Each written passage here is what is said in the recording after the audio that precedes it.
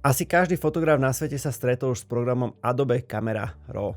Je to presne ten program, ktorý sa ti automaticky otvorí, keď svoju RAW fotografiu potiahneš do Photoshopu.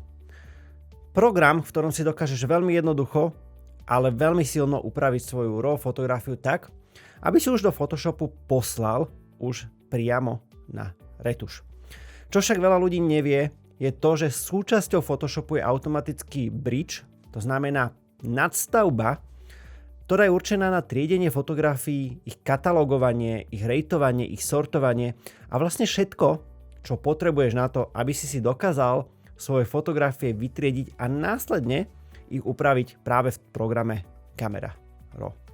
Program Adobe Bridge bol vyvinutý presne na to, aby zjednodušil prácu nám fotografom, keď potrebujeme pretriediť obrovské množstvo záberov a vybrať tie najlepšie, ktoré následne upravíme v RAWe, to znamená vyvážime si bielu, upravíme expozíciu, pohráme sa s krivkami, využijeme masky a potom to už iba pošleme do Photoshopu na ten final touch, na takú tú detailnú retuš. Ako si teda správne pochopil, v programe dokážem nahradiť akýkoľvek iný software, ktorý je určený na triedenie a upravovanie svojich RAW fotografií a máš to súčasťou Photoshopu.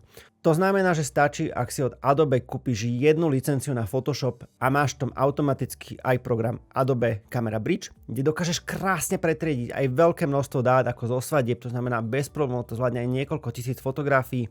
Následne si svoje fotografie plnohodnotne upravíš v RAWe v programe Camera Raw a potom ich pošleš na ten final touch do Photoshopu. Samozrejme Camera Raw a Camera Bridge obsahuje množstvo všelijakých zákutí, v ktorých ťa v našom masterklase prevedieme a vďaka tomu budeš vedieť si vytriediť svoje fotografie z akéhokoľvek fotenia a plnohodnotne a krásne ich upraviť a hlavne naozaj jednoducho.